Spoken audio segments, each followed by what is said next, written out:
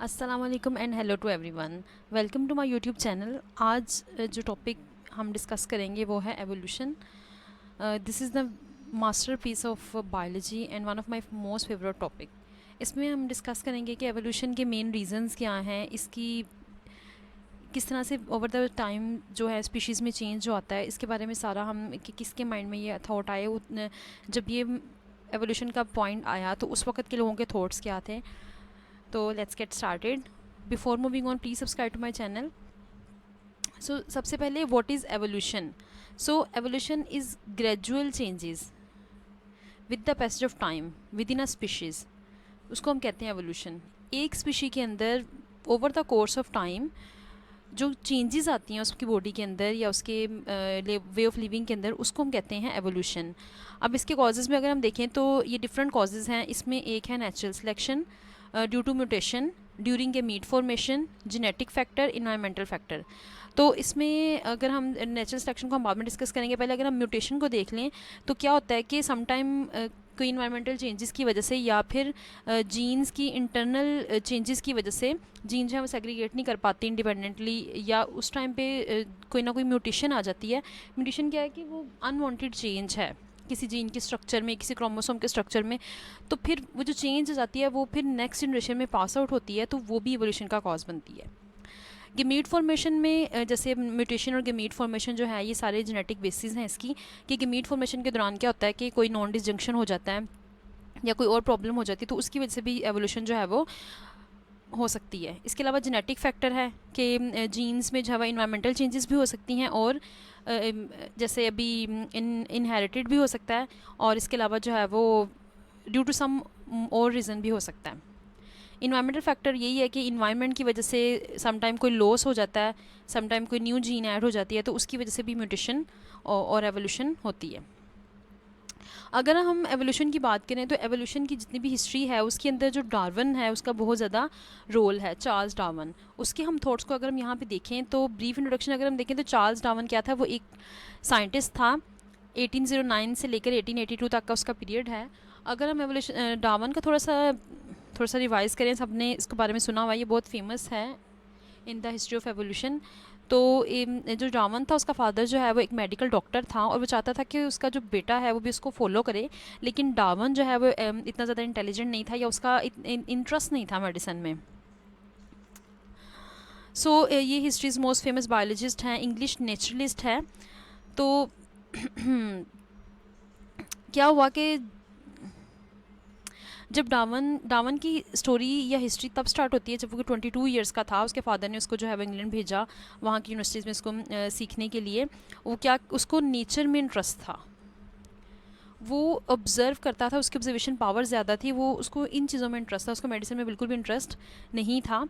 तो क्या हुआ कि उसके जो एक प्रोफेसर थे कैम्ब्रिज यूनिवर्सिटी में, उन्होंने उसको HMS बीगल पे भेजा। वहाँ से है जो डार्विन की स्टोरी जो है वो मेन स्टार्ट होती है। तो इसमें जो डार्विन की अगर हम बात करें तो presented the most famous theory of evolution, wrote a book origin of species bye means of natural selection. ये जो origin of species bye means of natural selection इसकी बुक है, ये इसने 30 ईयर्स की ऑब्जर्वेशन और एक्सपेरिमेंटेशन के बाद जो है वो की थी।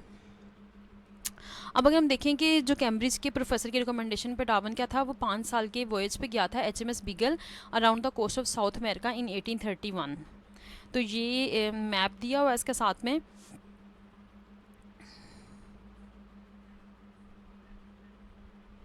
तो ये सारा रेड कलर का वो नज़र आ रहा है जो कि मेंशन भी किया हुआ, ये सारे के सारा वो एरियाज़ थे जो उसने 5 साल में स्टडी किए। यहाँ पे वो गया, यहाँ की जो भी फ्लोरा और फौना की स्पीशीज़ थी उसको उसने स्टडी किया। अब ये एक बहुत ज़्यादा एक उसके पास एक मौका था कि वो उन चीज़ों को स्टडी कर सके जिसमें उसका इंटरेस्ट था। He was able to explore biological richness of tropical forest, examine the extraordinary fossil of huge extinct mammals in Patagonia at southern tip of South America, observe remarkable series of related but distinct forms of life on the Galapagos Islands of the west coast of South America। ठीक है, उसने क्या किया, उसने एक तो उसने explore किए बायोलॉजिकल रिचनेस के, ट्रॉपिकल फॉरेस्ट थे जो उस एरिया के, उनकी जो रिचनेस है वो किस वजह से है। इसके अलावा उसने जो वहाँ पे ह्यूज ज़्यादा बड़े वाले जो मैमल थे वो एक्सटिंक्ट हो गए, उनके फॉसिल्स को उसने स्टडी किया। इसके अलावा जो रिलेटेड स्पीशी थी इन एरियाज़ की, उसके बारे में उसने ऑब्ज़र्व किया। अब डार्विन की ऑब्जर्वेशन क्या थी? अब डार्विन ने देखा कि जो स्पीशीज़ थी वो इम्यूटेबल थी, ठीक है, कि स्पीशीज़ जो है with the passage of time change हुई। In rich fossil beds of southern South America, he observed fossil of extinct armadillos similar to armadillos still lived in the same area. ठीक है, उसने देखा कि जो साउदर्न साउथ अमेरिका के जो fossil beds थे, इनके अंदर वो वाले फॉसिल्स थे आर्मेडिलोस के, जो कि स्टिल उस एरिया में रह रहे थे और उनके अंदर सिमिलैरिटीज़ थी। इसके अलावा on the Galapagos islands off the coast of Ecuador, Darwin encounter giant land tortoises. अब उसने क्या किया, ये जो यूकोडर का जो कोस्ट था, यहाँ पे उसने देखे बहुत ज़्यादा बड़े वाले टोर्टोइजेस थे, और वो टोर्टोइजेस जो हैं वो डिफरेंट एरियाज़ के डिफरेंट थे, लेकिन उनके अंदर कहीं ना कुछ सिमिलैरिटी थी। अब उनके जो शेल थे उनको वो चेंजेस थे, और वहाँ पे रहने वाले जो सेलर थे वो उनके शेल देख के बता सकते थे कि कौन सा टोर्टोइज जो है वो किस एरिया से आया है। वो डिफरेंट थे, लेकिन उनके अंदर कुछ ना कुछ जो सिमिलैरिटी थी वो थी। तो जो डिस्ट्रीब्यूशन थी उनकी फ़िज़िकल वेरिएशन की, उसने सुजेस्ट किया, उसको आइडिया आया कि ये जो तमाम टोर्टोइजेस हैं ये रिलेटेड हैं, लेकिन चूंकि ये डिफरेंट इन्वायरमेंट में रहते हैं तो इनकी अपीयरेंस जो है वो चेंज हो गई है जब ये डिफरेंट आइसोलेट हो गए डिफरेंट आइलैंड्स में। इसके अलावा जो फिंचेस के बारे में उसने बहुत ज़्यादा ऑब्ज़र्व किया कि जो फिंचेस थी वो डिफरेंट एरियाज़ की वो डिफरेंट थी, उनकी बीक पैटर्न जो था वो डिफरेंट था। जैसे कि इस पिक्चर में देखें तो ये एंसेस्टर फिंच है, जो कि जिसकी बीक अगर देखें तो थोड़ी सी ओवल टाइप है, लेकिन with the passage of time जो उसके डिस्केंडेंट्स आए उसके अंदर जो उसकी बीक पैटर्न देखे गए वो डिफरेंट थे। अब इसमें देखें तो इसमें थोड़ा सा ये कोनिकल है, नोकदार है, इसमें ये थोड़ा सा ओवल और पीक्ड का थोड़ा सा पीक टाइप है, और इसमें देखें तो इसमें बिल्कुल ही ये थोड़ी सी चेंज है। अब ये फिंचेस जो हैं ये तीनों की तीनों डिस्केंडेंट्स हैं, ये इसके एंसेस्टर है। अब क्या हुआ कि ये फिंचेस ये सीड ईटिंग फिंचेस थी। अब ये डिफरेंट आइलैंड्स में जब सेपरेट हो गई तो उनके इन्वायरमेंट के अकॉर्डिंग इन्होंने अपने जो करैक्टर थे उसके अकॉर्डिंग, जिस तरह के सीड उनको मिलता था उसके अकॉर्डिंग उनके जो फिंच जो बीक पैटर्न था वो होता गया। और with the passage of time चूँकि ये चीज़ें जनरेशन आफ्टर जनरेशन प्रमोट होती गई, इनहेरिट होती गई अगली करैक्टर में, तो फिर काफ़ी जनरेशन्स के बाद जो डार्विन ने ऑब्जर्व किया ये एंसेस्टर फिंच जो है इसके फॉसिल्स जब उसने कंपेयर किया तो ये थोड़ी सी डिफरेंट थी लेकिन रिलेटेड थी, इनके अपीयरेंस में सिमिलैरिटी थी। तो यहाँ से डार्विन के माइंड में आया कि स्पीशीज़ जो है वो इम्यूटेबल नहीं है, स्पीशीज़ जो है वो साइलेंट नहीं है, इनमें चेंज आता है। अब अगर हम डार्विन को अदर पीपल ऑफ दैट इरा से थोड़ा सा कंपेयर करें तो उस टाइम के जो लोग थे वो समझते थे, उनका ये जो बिलीव था that various kind of organisms and their individual structures were resulted from direct action of creator.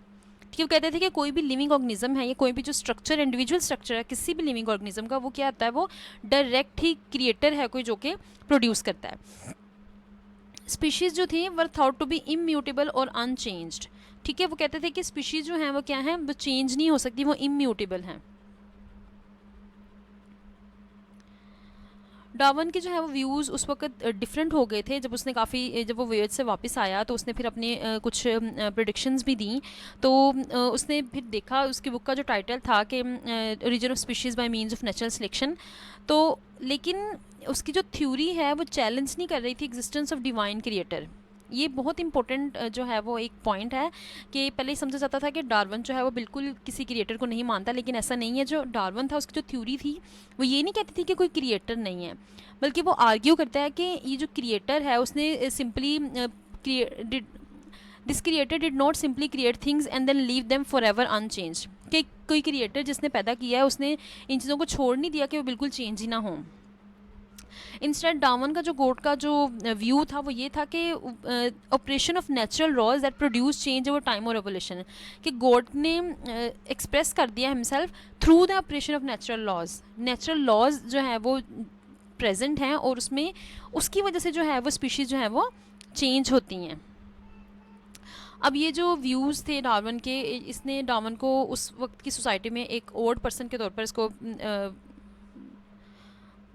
वहाँ पे वो एक ओड पर्सन की से जाना जाने लगा, क्योंकि जो वहाँ के जो लोग थे उस टाइम के लोग थे वो उनका बिलीव था, वो एक्सेप्ट करते थे आइडिया ऑफ फिक्स तो वो कहते थे कि जो वर्ड है वो क्या है, वो कांस्टेंट है, उसमें कोई चेंजेस नहीं आ सकती। लाइक कि इंडिविजुअल की जो भी स्ट्रक्चर है, जो भी उसकी हैबिटेट है, सॉरी जो भी उसका वे ऑफ लिविंग है, जो भी उसका बिहेवियर है, वो चेंज नहीं हो सकता। लेकिन डार्विन कहता था कि स्पीशीज़ वर नॉट इम्यूटेबल। ठीक है, यहाँ पे स्पीशीज़ वर इम्यूटेबल नहीं है, स्पीशीज़ वर नॉट इम्यूटेबल, कि स्पीशीज़ चेंज नहीं हो सकती, ऐसा डार्विन नहीं सोचता था, लेकिन उस वक़्त के लोग जो हैं वो यही चीज़ें सोचते थे। अब डार्विन की जो थ्योरी थी एवोल्यूशन की, उसके अगर हम एविडेंसेस देखें तो ये 3 चीज़ों से उसने अपने एविडेंसेस देखे। पहला था फॉसिल्स, जियोग्राफिकल डिस्ट्रीब्यूशंस और oceanic islands. Theory of natural selection में अगर हम बात करें तो डार्विन और माल्थस को हम देखते हैं। इसमें क्या हुआ कि माल्थस जो है वो भी एक नेचुरलिस्ट था, तो उसने एक ऐसे पब्लिश किया ऑन प्रिंसिपल ऑफ पॉपुलेशन। तो यहाँ पे जो है जो माल्थस था वो कहता था कि पॉपुलेशन कर्व जो है वो एक जियोमेट्रिक प्रोग्रेशन है, while increase in food supply was arithmetic progression. अब क्या है कि जो पॉपुलेशन कर्व है, जो इंक्रीज इन पॉपुलेशन है, ह्यूमन पॉपुलेशन या कोई भी लिविंग पॉपुलेशन है, वो क्या है, वो ज्योमेट्रिक है। लेकिन जो फूड सप्लाई में इंक्रीज है वो क्या है, वो अरिथमेटिक है। अब ज्योमेट्रिक प्रोग्रेशन क्या है और अरिथमेटिक प्रोग्रेशन क्या है? ज्योमेट्रिक प्रोग्रेशन जो है वो क्या है, वो elements increase by a constant factor, एक कांस्टेंट फैक्टर है जिसकी वजह से जो है वो एलिमेंट्स इंक्रीज कर रहे हैं। वाइल जो अरिथमेटिक प्रोग्रेशन, इसमें क्या होता है कि एक कांस्टेंट डिफरेंस है, elements increase by constant difference. अगर इसको हम थोड़ा सा देखें,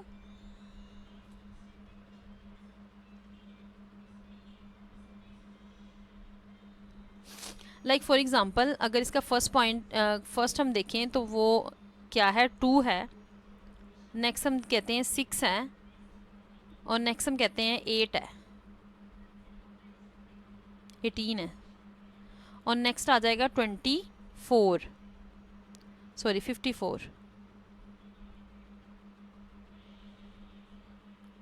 ठीक है, तो इसमें अगर हम देखेंगे 2 के बाद क्या आ रहा है 6, 6 के बाद 18, और 18 के बाद क्या आ रहा है 54। तो इसमें अगर हम इसका कांस्टेंट फैक्टर देखें, n को देखें, तो वो क्या है, वो 3 है, और वो जो भी लेटर है डिजिट उसके साथ ये मल्टीप्लाई हो रहा है। तो ज्योमेट्रिक प्रोग्रेशन जो है वो क्या है, वो मल्टीप्लाई फैक्टर है। लेकिन अगर हम अरिथमेटिक मीन की बात करें तो वो क्या है, वो 2, 4, 6। तो इस तरीके से होगा 2, 4, 6, 8। तो यहाँ पे क्या ये डिफरेंस आ रहा है। तो जो पॉपुलेशन कर्व होता है वो क्या होता है कि जो ज्योमेट्रिक प्रोग्रेशन है वो इंक्रीज़ है एट हायर लेवल। ठीक है, इसमें जो इंक्रीज़ आता है वो ज़्यादा अमाउंट का आता है। इसका कर्व जो होता है वो एक बेल शेप्ड कर्व है, लेकिन जो अरिथमेटिक प्रोग्रेशन का कर्व होता है वो लीनियर कर्व है। तो जब डार्विन ने माल्थस के ऐसे को पढ़ा तो उसमें से उसने थोड़ी सी प्रोडिक्शंस बनाई। उसने एक इम्पोर्टेंट डॉक्यूमेंट बनाया ऑन नेचुरल सिलेक्शन। उसने फिर प्रिडिक्ट किया, या उसने उस वक्त उसके थाउट ये थे कि वोवल इंडिविजुअल जो कि जिनके सुपीरियर फिजिकल बिहेवियर और अदर एट्रीब्यूट्स होते हैं are more likely to survive than those that are not so well endowed. ठीक है, वोवल इंडिविजुअल जो किसी भी इन्वायरमेंट में बेटर सपोर्टेड होते हैं, उनके फिजिकल बिहेवियर जो है वो सुपीरियर होता है टू सम अदर ऑर्गेनिजम्स। ठीक है, उनका रिप्रोडक्शन रेट, उनका फिजिकल और बिहेवियर। अब अगर हम थोड़ा सा हम बात करें तो यहाँ पे जो पॉपुलेशन कर्व की जैसे मैंने पीछे बात की कि वो एक ज्योमेट्रिक प्रोग्रेशन है। तो हर ऑर्गेनिज्म जो है वो क्या करता है, वो रिप्रोड्यूस करता है, बहुत ज़्यादा अमाउंट में प्रोड्यूस करता है। तो वहाँ पे अगर हर चीज़, हर उसका लाइक हर ऑफस्प्रिंग अगर सर्वाइव कर जाएगा तो वर्ड जो है ये कहाँ जाएगी हमें नहीं पता। ठीक है, तो यही वजह है कि ये नेचर सेलेक्ट करती है। अब क्या होता है कि एक ऑर्गेनिज्म के जब जो भी ऑफस्प्रिंग्स होते हैं उसमें से कुछ सर्वाइव कर जाते हैं और कुछ सर्वाइव नहीं करते। तो वो जो सर्वाइव कर जाते हैं वो क्या, उनको हम कहते हैं कि वो बेटर सपोर्टेड हैं, सर्वाइवल ऑफ द फिटेस्ट जिसको हम कहते हैं, सर्वाइवल ऑफ द फिटेस्ट, कि जो फिट है वो सर्वाइव कर जाता है, जो फिट नहीं है वो सर्वाइव नहीं करता। जैसे कॉमन सेंस की बात है कि अगर हम रह रहे हैं एक जगह पर, तो जो बीमार है या जो कोई इतना एजुकेटेड नहीं है या जो इतना वेल बिहेव नहीं है, तो वो सोसाइटी में इतना अच्छे तरीके से मूव नहीं कर पाता है एज़ कम्पेयर टू दो जिनका बिहेवियर अच्छा होता है, जो कि एजुकेशन जिनकी अच्छी होती है, जो कि ज़्यादा मोटिवेटेड होते हैं, इंस्पायर्ड होते हैं, वो ज़्यादा आगे जाते हैं, वो ज़िंदगी को अच्छे तरीके से गुजारते हैं। उसको हम कहते हैं सर्वाइवल ऑफ द फिटेस्ट। ये एक छोटी सी मिसाल है कि एक बीमार आदमी है और एक जो है वो तंदुरुस्त आदमी है, तो उसमें से ऑब्वियसली सर्वाइवल ऑफ फिटेस्ट वो तंदुरुस्त है, बीमार वाला जो है वो सर्वाइव नहीं कर रहा। तो हर इंडिविजुअल की जो ऑफस्प्रिंग है उसमें से जो सर्वाइव, तो इसको हम कहते हैं सर्वाइवल ऑफ द फिटेस्ट। अब क्या होता है कि जब कोई ऑर्गेनिज्म सर्वाइव कर रहा है तो क्या होता है कि समटाइम ऐसा होता है कि किसी इन्वायरमेंट में कोई डिजीज़ आ जाती है, कोई पेंडेमिक आ जाता है, तो उसमें कुछ ऑर्गेनिज्म जो है वो सर्वाइव कर लेते हैं, वो अपने या कोई ऐसी चेंजेस आ जाती है इन्वायरमेंटल स्ट्रक्चर में, तो क्या होता है कि ऑर्गेनिज्म अपने आप को अडेप्ट करने की कोशिश करता है। लाइक अडेप्टेशन का पॉइंट भी इधर आता है कि ऑर्गेनिज्म क्या करते हैं, अपने इन्वायरमेंट के अकॉर्डिंग खुद को अडेप्ट कर लेते हैं, उन चेंजेस को अब्जॉर्ब करने की, उनमें डिज़ोल्व होने की कोशिश करते हैं। ठीक है, तो वो वाली चेंजेस जो उनकी स्ट्रक्चर के अंदर आती हैं वो क्या होती हैं, वो with the passage of time उनकी नेक्स्ट जनरेशन में पास आउट होना शुरू कर देती हैं। By surviving they gain the opportunity to pass on their favourable characteristics to their offspring. ठीक है, जिसको कहते हैं सर्वाइवल ऑफ द फिटेस्ट। अब लाइक अगर कोई इन्वायरमेंटल डिस्ट्रक्शन हो जाती है किसी एरिया में, अगर हम डिस्केंडेंट और एंसेस्टर को कंपेयर करें तो समटाइम वो वाले एंसेस्टर के अंदर वो वाली चीज़ें नहीं होती जो नेक्स्ट डिस्केंडेंट्स पे होती हैं। मे बी वो वाला जो एंसेस्टर है उसने वो वाला एनवायरनमेंट फेस ना किया, उसने वो वाली चेंजेस फेस ना की हों जो उसकी ऑफस्प्रिंग्स ने की है। ठीक है, तो सिमिलैरिटी तो होती हैं फ्रॉम एंसेस्टर टू डिस्केंडेंट, लेकिन चेंजेस आती हैं with the passage of time, due to environment, due to genetic factor, due to environmental causes. तो ये सारी चीज़ें जो हैं ये एक ऑर्गेनिज्म के अंदर अडेप्टेशन पैदा कर देती हैं। इन अडेप्टेशन को ही हम कहते हैं कि ये क्या है, एवोल्यूशन है, कि एक एंसेस्टर से जो डिस्केंडेंट्स प्रोड्यूस हो रहे हैं वो सिमिलर तो हैं लेकिन उनके अंदर चेंजेस भी हो सकती हैं। अब यहाँ पर डार्विन के जो वर्ड्स थे उसका वो हैं यहाँ पर कि individuals having any advantage however slight over others would have the best chance of surviving and procreating their kind. On the other hand, we may feel sure that any variation in the least degree injurious would be rigidly destroyed. This preservation of favorable variations Darwin called natural selection. ठीक है, यहाँ पे Darwin वो कह रहा है कि कोई भी इंडिविजुअल जिसको कोई भी एडवांटेज है, चाहे थोड़ा सा ही है दूसरों पर, तो उसके पास सर्वाइव करने का बेस्ट चांस है और अपनी प्रोक्रिएट कर सकता है वो अपनी काइंड को। और दूसरी तरफ अगर हम देखें कि कोई भी वेरिएशन जो हल्की सी भी डिग्री में है, ठीक है, कोई भी वेरिएशन आ जाती है जो कि बैड वेरिएशंस हैं, वो हल्की सी भी डेंजरस है किसी भी स्पीशीज के लिए, तो वो उसको डिस्ट्रॉय करेंगी।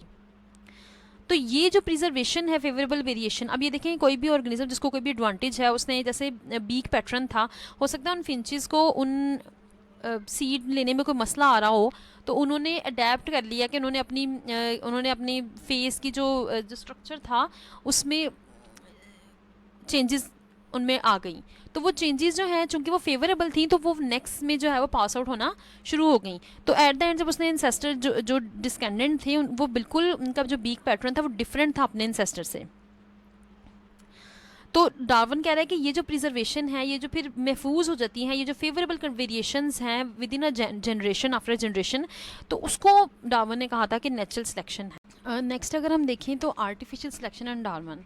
अब आर्टिफिशियल सिलेक्शन क्या है? डार्विन जो बहुत ज़्यादा फेमिलियर था डोमेस्टिकेटेड एनिमल्स और उनके ब्रीडर्स के साथ।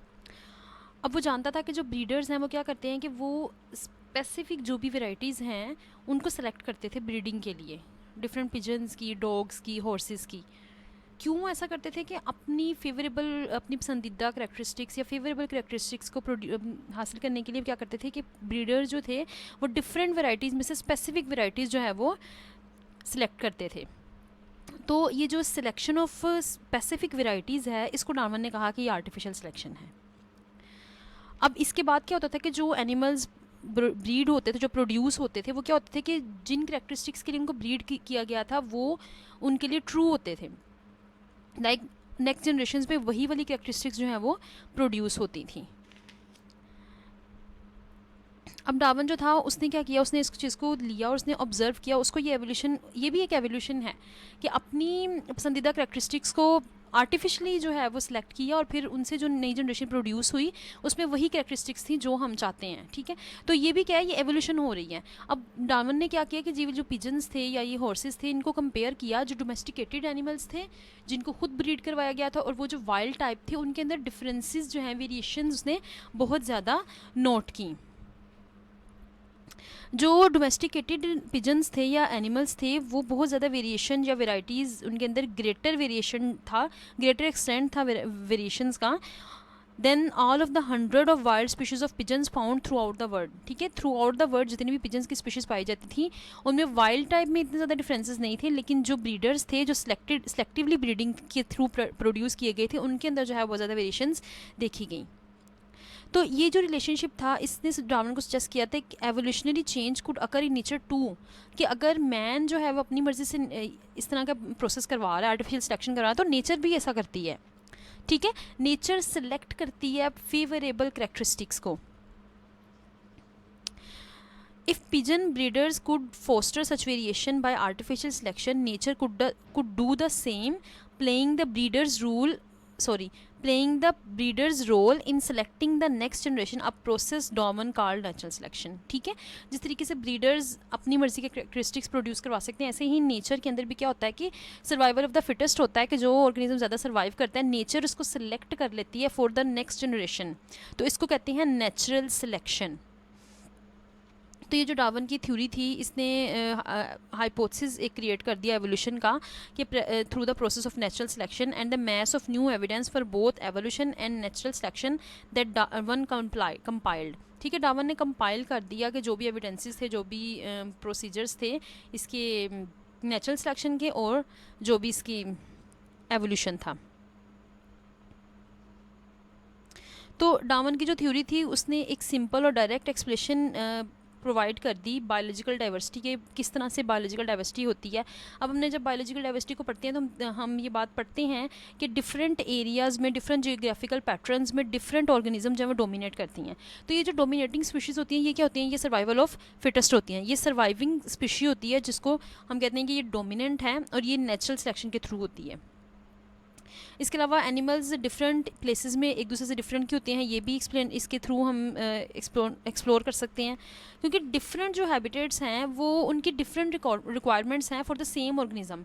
अगर एक ऑर्गेनिज्म एक टाइप की जो स्पीशीज़ हैं वो डिफरेंट एरियाज़ में रह रही हैं तो उनकी हैबिटेट डिफरेंट है, उनका वे ऑफ लिविंग डिफरेंट है, उनका एनवायरनमेंट पूरे का पूरा डिफरेंट है, तो वो उसी इन्वायरमेंट के अकॉर्डिंग जो है वो अपने आप को सिलेक्ट करते हैं, उसी के अंदर उसी के अकॉर्डिंग अपने अंदर अडेप्टेशंस प्रोड्यूस कर लेते हैं। अब नेक्स्ट पॉइंट है कि डार्विन ड्राफ्ट्स हिज आर्ग्यूमेंट्स। अब डार्विन ने क्या किया, उसने जब ये एक मैन्युस्क्रिप्ट बना लिया 1842 में तो उसने ये जो है ये अपने ड्रॉर में रख दिया और इसको लॉक कर दिया। लाइक डार्विन ने इसको अपने ड्राफ्ट जो आर्ग्यूमेंट था अपना जो अपना ड्राफ्ट बनाया था उसको पब्लिकेशन के लिए नहीं दिया। 16 ईयर्स तक जो है वो ऐसे ही पढ़ा रहा और डार्विन जो है वो डिफरेंट न्यू रिसर्चेस करता रहा। अब यहाँ पे दो तरह के थॉट्स हैं कि डार्विन ने ऐसा क्यों किया। कुछ लोग ऐसा कैसे कहते हैं कि चूँकि जो डार्विन के व्यूज़ थे, डार्विन जो है वो कंफ्यूज था, थोड़ा शाय था कि लोगों के जो क्रिटिसिज्म है वो उसको फेस नहीं करना चाहता था, क्योंकि ये एक बहुत ज़्यादा इग्नाइटिंग लाइक कॉन्टेक्स्ट हो सकता था, कंटेंट हो सकता था, क्योंकि इसके अंदर एक पूरे का पूरा वो एक व्यू जो है वो चेंज हो सकता है। एवोल्यूशन का जो व्यू है इस पर बहुत ज़्यादा कॉन्ट्राडिक्शन, इसमें इतनी ज़्यादा कॉन्ट्राडिक्शन होती है कि स्टिल जो है वो दो ही स्कूल ऑफ थॉट्स हैं। एक स्कूल ऑफ थॉट कहता है कि जो एवोल्यूशन ये जो जितनी भी थ्योरी थी ये ठीक है, और दूसरा कहता है कि ऐसा नहीं है। जैसे डार्विन की जो थ्योरी थी इसमें सबसे मेन पॉइंट जो था वो ये था कि ऑर्गेनिज्म का हमने देख लिया कि चेंजेस होती हैं, एवोल्यूशन हो जाती है, लेकिन डार्विन कहता था कि जो मैन हैं वो उनके इंसेस्टर और एपिस के जो इंसेस्टर, जो मंकीज़ के इंसेस्टर हैं वो सेम है। तो ये वाला जो एक थॉट था इसकी वजह से जो है वो ये दो स्कूल ऑफ थॉट्स हैं, जो कि एक कहता है कि एवोल्यूशन का प्रोसेस ये ठीक है, थ्योरी ऑफ नेचुरल सिलेक्शन, एक कहता है कि ऐसा नहीं है।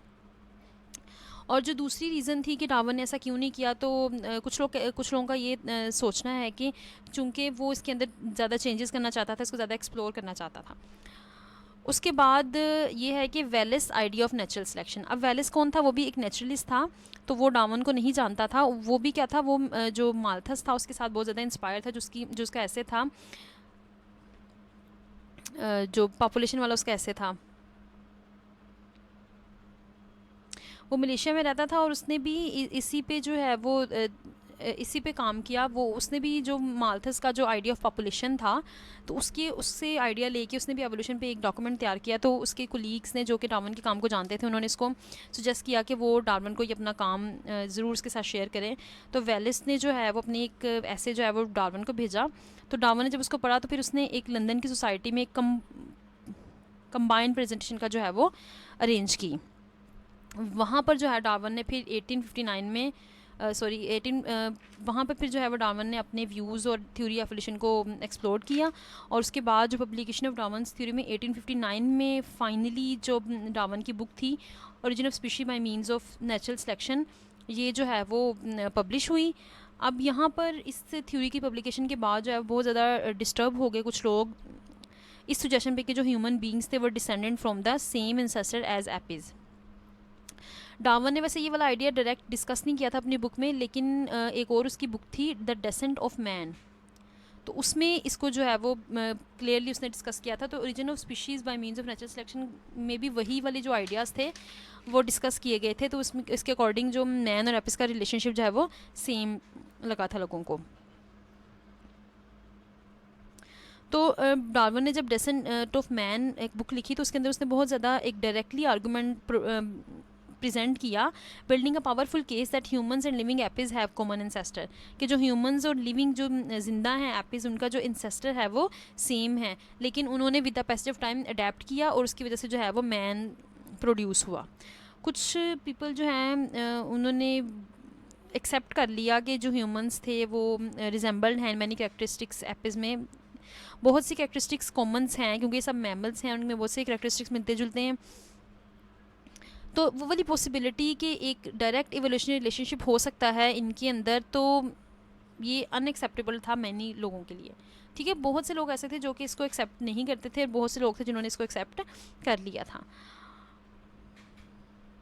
तो डार्विन का जो आर्ग्यूमेंट था for theory of evolution by natural selection वो बहुत ज़्यादा कंपेलिंग था, लेकिन फिर भी जो इसके जो व्यूज़ थे वो कम्प्लीटली वो जो सोसाइटी ने एक्सेप्ट नहीं किए थे, लेकिन 1860 के बाद ग्रेट ब्रिटेन के अंदर ये वाले इसके जो कंसेप्ट थे वो एक्सेप्ट होना शुरू हो गए थे। The fact that population do not really expand geometrically implies that nature acts to limit population number. ठीक है, कि वो वाला फैक्ट कि पॉपुलेशन जो है वो ज्योमेट्रिकली एक्सपैंड नहीं करती बहुत ज़्यादा, इसका वजह यही है कि क्या होता है कि नेचर सेलेक्ट करती है, क्योंकि जैसे हमने अभी बात की कि अगर हर ऑर्गेनिज़म सरवाइव कर जाएगा और हर ऑर्गेनिज़म का ऑफस्प्रिंग सरवाइव कर जाएगा, तो ऐसा पॉसिबल नहीं है।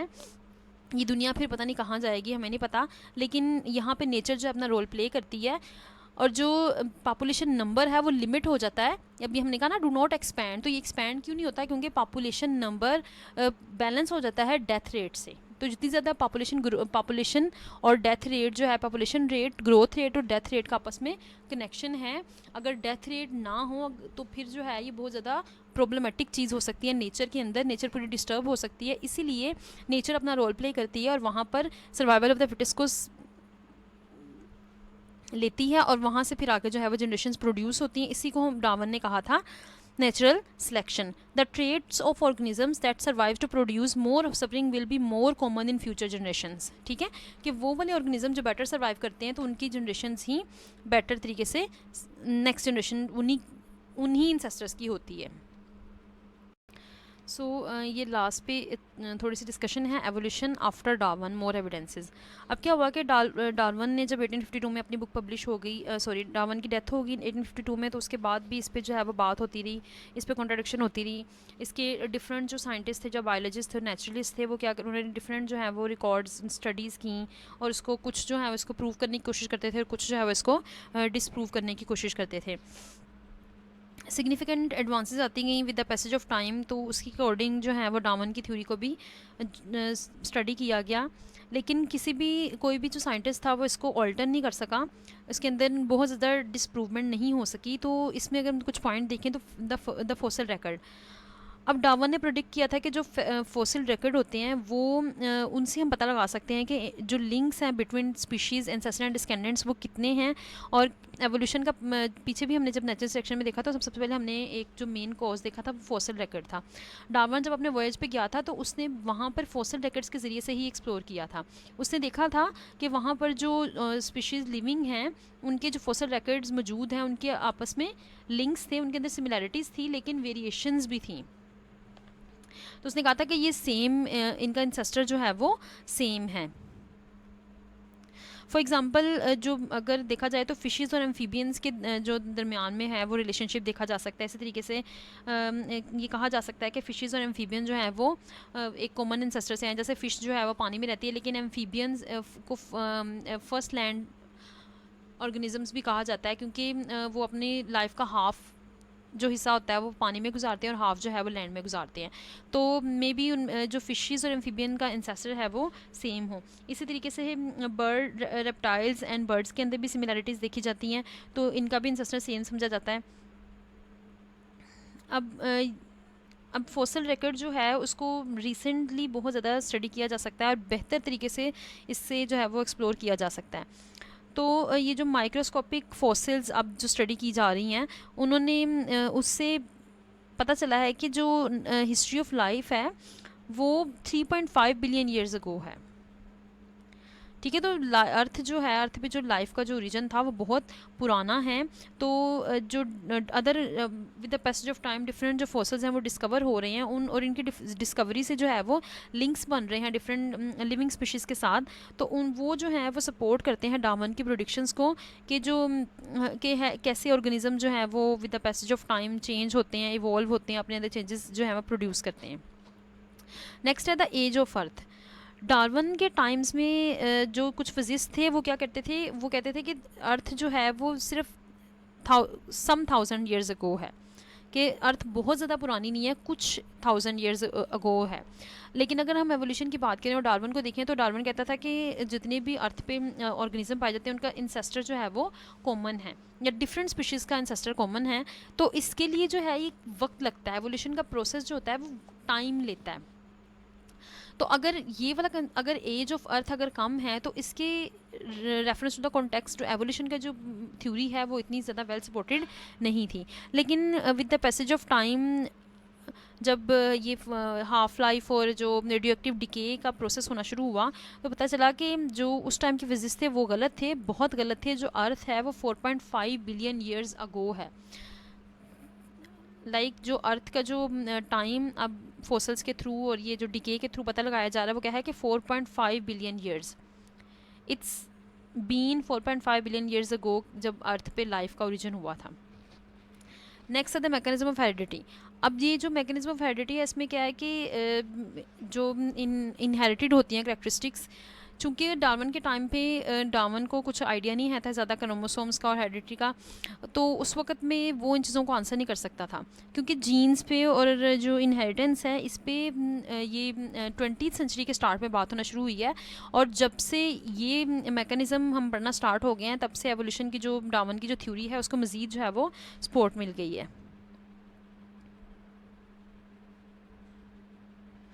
जब साइंटिस्ट ने लॉ ऑफ इनहेरिटेंस को अंडरस्टैंड करना स्टार्ट किया तो जो भी डार्विन की थ्योरी में प्रॉब्लम आ रही थी हेरिडिटरी प्रॉब्लम के थ्रू, जिनको डार्विन भी आंसर नहीं कर सका था, वो बिल्कुल वैनिश हो गए, उनका कोई कंसेप्ट नहीं बनता था। नेक्स्ट है कंपैरेटिव एनाटमी। अब कंपैरेटिव एनाटमी में क्या होता है कि जो इंटरनल स्ट्रक्चर्स हैं डिफरेंट ऑर्गेनिजम्स के, उनके अंदर कंपेरिजन में जब देखा गया तो वहाँ पर भी जो है वो लिंक्स नज़र आए। अब यहाँ पे देखा जाए तो डिफरेंट टाइप्स के जो वर्टिब्रेट्स हैं, फॉर एग्जांपल जो बोन्स डिफरेंट जो बोन्स पाई जाती हैं उनके दरमियान जो है वो कनेक्शन देखा गया। जैसे 4 लिम्स हैं जो कि ह्यूमंस में पाया जाता है, उसके अंदर same basic array of bones हैं जो कि मॉडिफाइड होती गई with the passage of time in some way from the wings of a bat. अगर इसको कंपेयर किया जाए तो जो 4 लिम्स हैं ह्यूमंस के, इसके अलावा जो बैट्स के विंग्स हैं और जो टोर्टोइसेस के फिन हैं वो क्या है, वो उनका ओरिजिन सेम है। उनके स्ट्रक्चर और फंक्शन तो डिफरेंट है लेकिन उनका ओरिजिन जो है वो सेम है। तो बाद में जो है उनके अंदर मॉडिफिकेशन हुई with the passage of time, तो उनका स्ट्रक्चर और फंक्शन जो है वो चेंज होता गया, लेकिन उनका ओरिजिन जो है वो सेम ही है। ऐसे स्ट्रक्चर्स को होमोलोगस कहते हैं जिनका ओरिजिन सेम हो लेकिन उनका स्ट्रक्चर और फंक्शन डिफरेंट हो। दूसरी टर्म अगर हम देखें कि बहुत से ऐसे स्ट्रक्चर्स भी हैं जिनका फंक्शन और स्ट्रक्चर एक जैसा लेकिन उनका ओरिजिन डिफरेंट है, जैसे कि wings of birds and butterflies. इनका विंग्स का काम एक ही है दोनों में, इसका स्ट्रक्चर भी एक जैसा, लेकिन इसका ओरिजिन जब back to the previous species देखा जाए तो वो डिफरेंट था। तो ऐसे स्ट्रक्चर्स को हम कहते हैं analogous structures, having same function and structure but different origin. Molecular biology की अगर हम बात करें तो इसमें क्या होता है कि ये बहुत एडवांस्ड ब्रांच है बायोलॉजी की, जैसे बायोकेमिस्ट्री है। तो इसमें जब 20th सेंचुरी में इसको स्टडी किया गया तो अब क्या हो रहा है कि जो बायोलॉजिस्ट हैं या जो बायोकेमिस्ट हैं वो क्या करते हैं, वो डीएनए के जो लेटर्स हैं या जो स्ट्रैंड्स हैं, डीएनए के जो मॉलिक्यूल्स हैं, जो न्यूक्लियोटाइड्स हैं, उनको क्या करते हैं, उनको स्टडी करते हैं, उनको सीक्वेंस करते हैं और उसको रीड करना स्टार्ट हो गए हैं जीन्स को। अब क्या होता है कि जो लेटर्स हैं या जो न्यूक्लियोटाइड्स हैं डीएनए मॉलिक्यूल्स के, जो कि हर लिविंग ऑर्गेनिज्म सेल के अंदर, हर लिविंग ऑर्गेनिज्म के हर सेल के अंदर प्रेजेंट होते हैं और जो कि जेनेटिक इन्फॉर्मेशन प्रोवाइड करते हैं उस ऑर्गेनिज्म की। अब क्या होता है कि ये जो लेटर्स हैं, इनके जो सीक्वेंसेस हैं, इनको कंपेयर करके डिफरेंट ग्रुप्स के डीएनए के अंदर जो लेटर्स या न्यूक्लियोटाइड्स मौजूद हैं, उनको डिफरेंट ऑर्गेनिज्म के डीएनए के जो लेटर्स हैं उनको कंपेयर करके, उनको सीक्वेंस करके पता लगाया जा सकता है कि इनके दरमियान में कितना रिलेशनशिप है, क्लोज रिलेशनशिप है या डिस्टेंट रिलेशनशिप है। तो इससे जो है फिर फर्दर फैमिली ट्रीज़ और जो है वो मैपिंग ट्रीज़ जो है वो कंस्ट्रक्ट किए जा सकते हैं। तो ये जो माउंटेन ऑफ डाटा है, इसमें से पता लगाया जा सकता है कि प्रोग्रेसिव चेंज कितना है ओवर द टाइम। अब इसमें जब देखा जाता है तो ये ख्याल किया जाता है कि जो क्लोजली रिलेटेड हैं उनके अंदर जो सिमिलैरिटीज़ हैं वो ज़्यादा हैं एज़ कम्पेयर टू डिस्टेंटली जो रिलेशनशिप्स हैं। अगर हम देखें तो एम्फीबियंस और फिशेज़ में ज़्यादा सिमिलैरिटीज़ होंगी as compared to fishes and reptiles. ठीक है, तो अगर हम देखेंगे, हम कहते हैं कि इनके इंसेस्टर सेम है, तो फिशेज़ और एम्फीबियंस जो है वो क्लोजली रिलेटेड हैं, तो इनके अंदर जो है वो ज़्यादा सिमिलैरिटीज़ होंगी। और अगर विद इन अ स्पीशी देखें तो फिशेज़ की जो एंशियंट फिशेज़ हैं और जो मॉडर्न फिशेज़ हैं, इनके अंदर सिमिलैरिटी ज़्यादा होंगी as compared to fishes and amphibians. तो ये भी जो है मोलेकुलर बायोलॉजी भी है जो डार्विन्स के जो व्यूज़ हैं उनको सपोर्ट करती है। उसके बाद डेवलपमेंट में देखें तो डेवलपमेंट जो भी हर ऑर्गेनिज्म की जो डेवलपमेंटल स्टेज है उसमें डिफरेंट जो स्टेजेस हैं वो उनके अंदर भी रिलेशनशिप देखा गया है। जैसे एग्जांपल के तौर पर हम देखें कि ह्यूमन एम्ब्रियो जब ग्रो करता है तो उसमें एक स्टेज आती है जिसमें जो कि रिजेंबल करती है एक फ़िश की गिल्स के साथ और टेल के साथ। क्या होता है कि जब ह्यूमन एम्ब्रियो ग्रो करता है तो उसकी एक टेल होती है और उसके जो स्ट्रक्चर बनता है वो सिमिलर होता है गिल्स से, फिशेस के जो गिल्स हैं उनके साथ। तो उस वक्त में जो एक ऐसी स्टेज भी है जब एम्ब्रियो के फार होते हैं, तो ये जो है ये रिलेट करती है डिफरेंट ग्रुप्स ऑफ ऑर्गेनिजम्स। तो जो डेवलपमेंट है ये भी सपोर्ट करती है डार्विन की थ्योरी को। तो हमने देखा कि सिंस डार्विन के टाइम से लेकर अब तक जो न्यू डिस्कवरीज़ हो रही हैं, फॉसिल रिकॉर्ड बन रहे हैं, जेनेटिक में स्टडीज़ हो रही है, एनाटॉमी है, डेवलपमेंट है, ये तमाम की तमाम जो है वो डार्विन की जो थ्योरी है उसको सपोर्ट करते हैं। तो यहाँ पे हमने देखा कि एवोल्यूशन को किस तरीके से डार्विन गया वॉयज पे, वहाँ पे वापस आया, वहाँ से उसने फिर प्रिडिक्शंस ली कि कैसे फॉसिल रिकॉर्ड जो थे वो सिमिलर थे और वो वाली स्पीशीज़ जो उस साउथ अमेरिका में थी वो यूरोप की जो स्पीशीज़ थी उनसे बिल्कुल डिफरेंट थी, लेकिन फिर भी उनके अंदर कुछ ना कुछ सिमिलर था। तो उसने प्रिडिक्ट किया कि इनका एंसेस्टर सेम है। फिर कैसे वो वापस आया, उसने अपना ड्राफ्ट तैयार किया, ये सारा कुछ हमने देखा। आई होप कि आप की अंडरस्टैंडिंग जो डेवलप हुई होगी। Thank you for watching and please subscribe to my channel. नाफिज़।